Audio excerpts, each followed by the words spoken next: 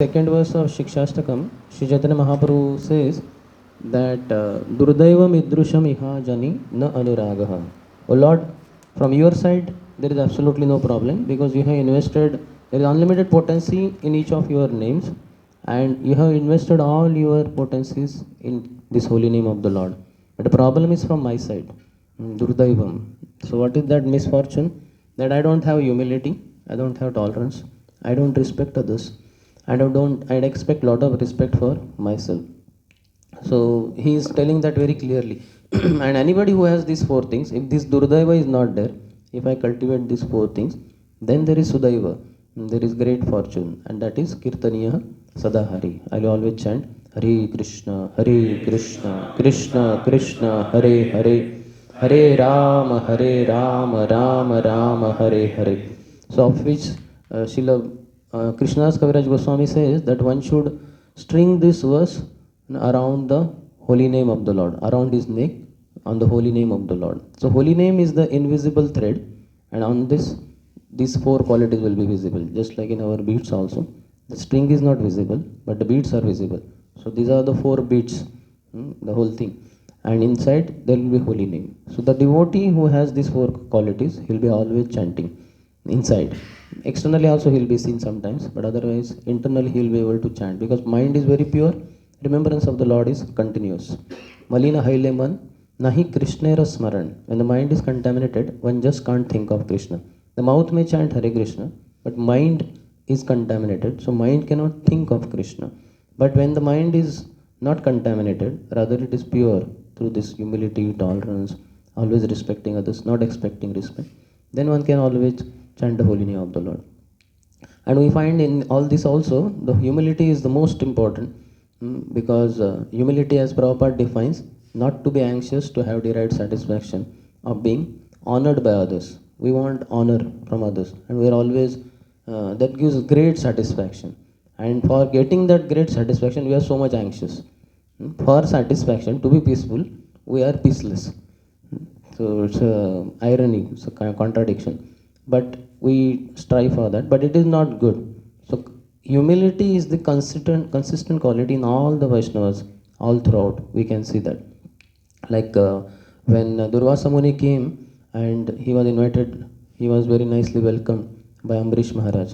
But then when he went to take bath, and meanwhile here the fast breaking time was coming closer, then king took little water. Durvasa in his meditation understood, became very wild. He came back, he uprooted a bunch of hair from his head, dashed it on the ground, and released one fiery demon on Ambrish to kill him. Such small, not even fault, that was appropriate thing according to scriptures. According to Karma Kanda and other things, Ambrish Maharaj was wrong. But according to Bhakti Shastras and all other Parodharma, he was perfect because he was not selfish. He was doing it for the benefit of his citizens. So then he tried to attack, but rather he was only in trouble. Sudarshan Chakra of the Lord chased after him. He had to go from Brahmalok to Shivalok and all the way to Vaikuntha. Lord Narayan also denied. He had to fall at the lotus feet of Ambrish. But for this one full year that he was, Durvasa Muni was running here and there, what was Ambrish Maharaj doing? He was fasting. And he was feeling very bad that my guest is so much in trouble. Just imagine if we would have been in the place of Ambrish Maharaj. We would have been sponsoring feast after feast. Maybe for all 365 days we would have sponsored feast. Actually, we would have taken feast. My enemy is in great trouble and I should relish this period. But Ambrish Maharaj was feeling so bad and he did not eat only for one full year.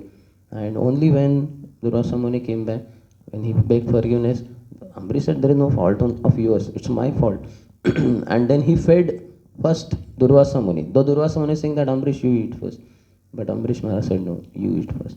How humble Ambrish Maharaj. So much opulence. We can learn from him, despite having material opulences, how to be very humble.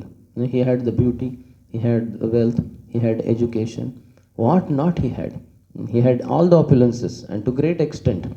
Our opulences, as we discussed yesterday, are insignificant. But he had all these opulences in great degree. But then he was not at all proud, rather he was very humble. In the pastime of Sri Chaitanya Mahaprabhu also he reveals when he was Nimai Pandit, around 14 years old, when Keshav Kashmiri, Digvijay Pandit came to Navadvip, with the sole goal of defeating all the Pandits, learned scholars of Navadvip. And the children told Nimai Pandit that Guruji, you know what? What? A great scholar has come. He has defeated all the different, so many great scholars all over India, and he is going. He has defeated the kings. Kings have become his disciples. He has got half of their kingdom. He has got golden chariots. He has got horses, elephants, and camels, and so many ministers and many others are his disciples. They walk, looks like a royal procession only. Then, through all that description, Mahaprabhu, Nimai Pandit understood that this fellow is very proud of his scholarship and his being Digvijay, who has conquered all the 10 directions. So that time Mahaprabhu says one very wonderful verse, which Vrindavan Das Thakur in Chaitanya Bhagavat says, फलवंत वृक्षार गुणवंत जन नम्रता से ताहार स्वभाव अनुक्षण. The tree is laden with nice ripe fruits and people with very nice good qualities. They always are humble. Namrata se tahar, humility is there. Swabhav, characteristic. Anukshan, kshan after kshan, moment after moment. Every moment they are very humble. So this is very, very important. And Chaitanya Mahaprabhu says that see how very soon Krishna will smash his pride. Krishna doesn't like pride. He gives example like Ravan, Kumbhakarna, Kartavirya Arjun, so many kings who had been very powerful, but they were very proud and their pride was smashed by the Lord. Just see how this scholar's pride also will be very soon be smashed by Krishna. And that Krishna is none other than he himself, Chaitanya Mahaprabhu himself, who smashed him. So we should be very humble. Externally we may say things in a very humble way, but internally we feel very proud of Janma Ishvara Shuddha Shrivi, and that's why we get smashed in chanting. Anybody who is free from this pride, anybody has humility. As much as one is humble, that much one is tolerant also.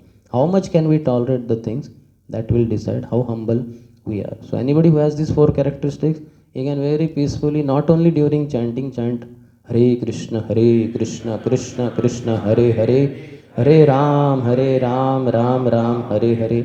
Hear it, relish it, and keep on chanting. So that is the characteristic. So we need to have these four qualities very much. This is very important verse for all the Gaudiya Vaishnavas.